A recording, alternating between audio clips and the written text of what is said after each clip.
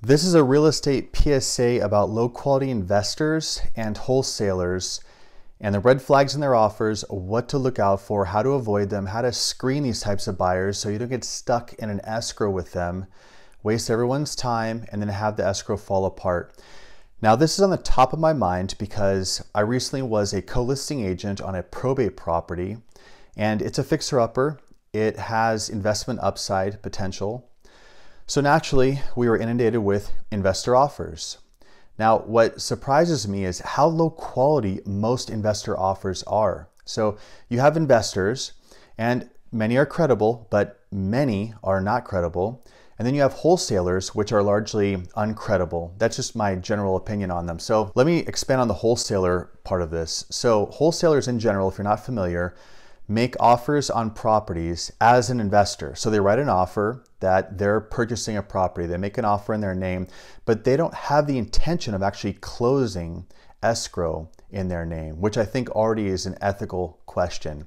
But what happens is the wholesaler makes an offer, and then they usually put an and or assignee or something, some sort of language where they're able to substitute themselves with another buyer, a real investor, that actually closes. That real investor funds and closes and becomes the owner.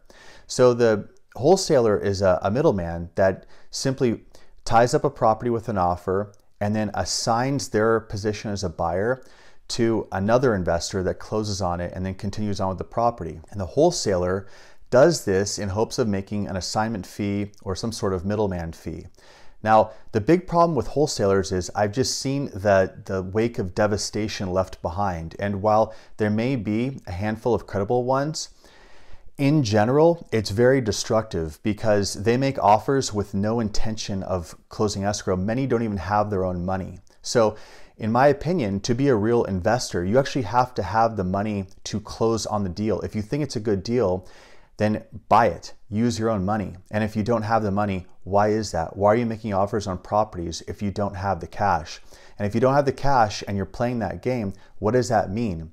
It means you're out of your league. So that's a whole other topic, but wholesalers lack credibility in my opinion. So not only do you have wholesalers making offers, but you have investors that are just low quality. Now, a low quality investor will do this. Now, here's what we see, and I'll give you an example.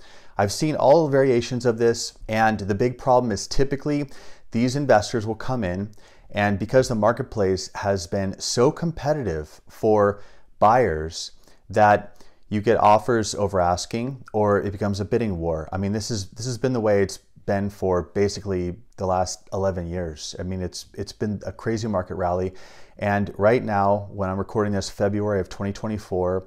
For investment properties, it's still super hot. Every day I'm getting text messages, multiple, from random strangers that are just spamming my cell phone saying, "Hi, I'm so-and-so investor. Do you have any off-market properties? I'm a fix and flipper."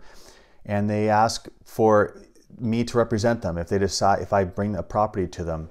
So real estate brokers like myself are being inundated with investors. I mean, they're just desperate for deals. And so what happens is these investors make offers that are more than what they're willing to pay because they just want that seller to say yes to their offer. Now, what do sellers typically look for when they get an offer? Are they looking for what? The amount of the purchase price. Sellers fixate on that. And many times in the past, I'd have a client that would get an offer and I'd tell the client, listen, this is not a credible buyer. Here are some red flags. And I'll tell you these red flags so you can screen these buyers out yourself. But some sellers get greedy and they just fixate on that purchase price, but they don't know it's not real. You can tell them it's not real. You have to educate them it's not real. And wise clients will listen to you. Other ones get greedy and their deal falls apart. So you have investors that make an offer, and it's a very generous offer because these investors know that if the seller accepts their offer, now they've eliminated their competition. Let's say there's 12 offers. They're one of the 12. Now the 11 are told that the seller has proceeded with another offer. So they've just eliminated the first wave of competition. But they wait until the inspection period to come in and they beat the seller up about the condition or something unknown, and they ask for a price reduction, or they try to get a credit, or just somehow beat the seller down on terms once they're in escrow because the seller has already made a commitment. The seller's already fatigued by the whole process. The seller's invested a week or 2 or 3 in this escrow with this investor buyer. They've already made plans about what they're going to do after escrow. So they already have this time investment with this buyer.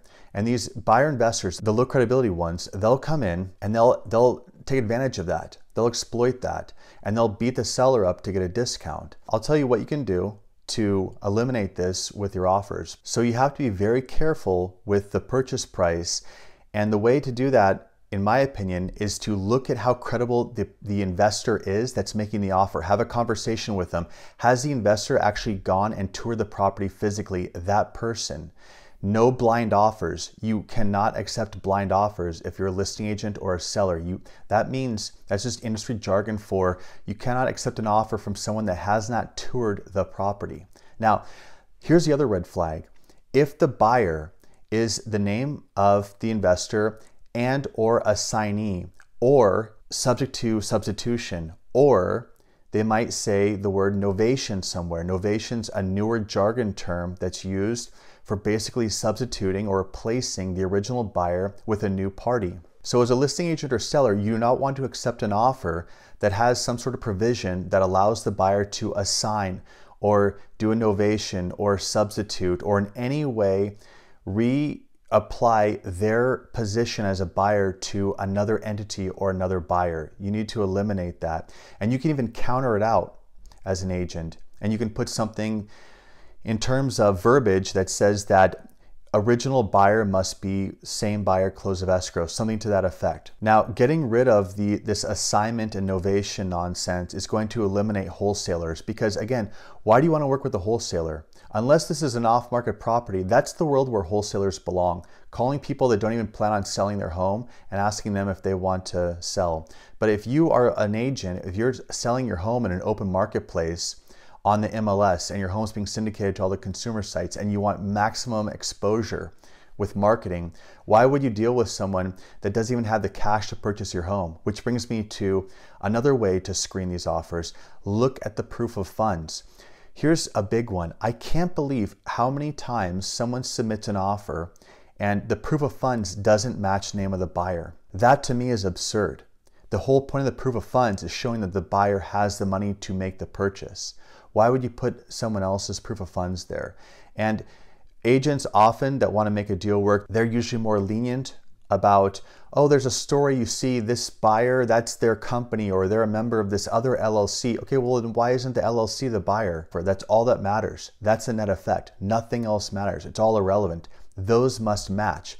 Now here's the other thing that investors do. This is a move that is highly questionable and I think should disqualify most if not all offers.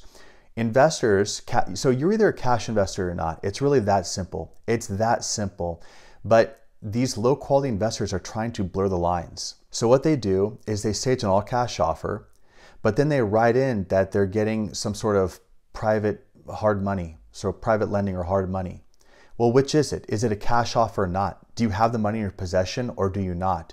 Is it subject to you waiting on someone else to pay you? So if you're an investor and you need to go get permission from a hard money lender, then that hard money lender holds the ability for you to proceed with that purchase in their hands. If they don't give you the money, you're not closing. So now it's subject to them cooperating with you. It's subject to them saying yes and funding that money to wire that money to escrow on your behalf. If you can't do it, the deal falls apart. If you're a cash buyer, that's not the case. A cash buyer, if I say, hi, I'm the buyer, my name's Hunter, I'm the buyer, here's my bank account that says Hunter on it, and here's the balance of my bank account that shows that I have enough funds to buy the home, that's a cash buyer. Saying, hi, I'm Hunter, oh, by the way, I work with First Choice Lending, they're a hard money lender, but they've given me a pre-qualification letter that I can buy a home based on whatever. So I would screen that out, or at least take it for what it is. It's a financing offer. It's not a cash offer, it's a financing offer.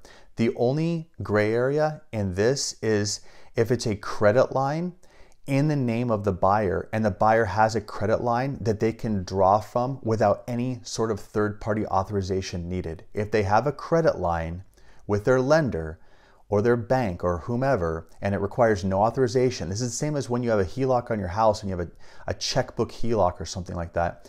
If they don't require third-party authorization, then that can act as cash because in theory, they control the money that they can wire to escrow to close. I call those fake cash offers because it's not a real cash offer unless the buyer has 100% control and possession of the cash and makes an offer. So screen that out. So as a recap, here's what you can do to screen these low quality investors and wholesalers out. Number one is do not accept the buyer's name to have assignee or assignment verbiage or substitution verbiage or novation verbiage whatsoever. And you can even add in a counter that the original buyer must be the same buyer at closing, no exceptions. Number two, that you can put it's an as-is sale. Seller shall make no repairs. Seller shall offer no credit, and seller shall offer no price reduction, and no offers from an unseen buyer, meaning the buyer must have seen the property before the seller accepts their offer.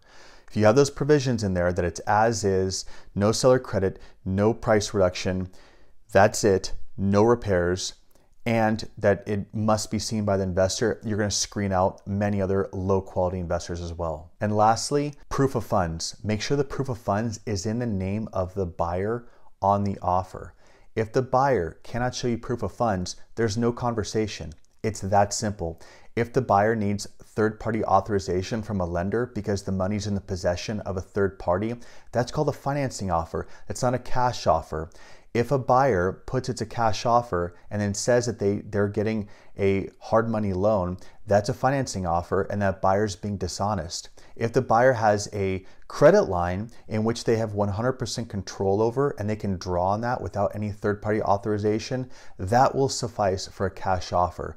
But you really have to hold your buyer's offer to the standard of a proper proof of funds. If you do that, you're going to screen out the vast majority of low quality investors and wholesalers and other people that are going to waste your time in escrow. Thanks for watching.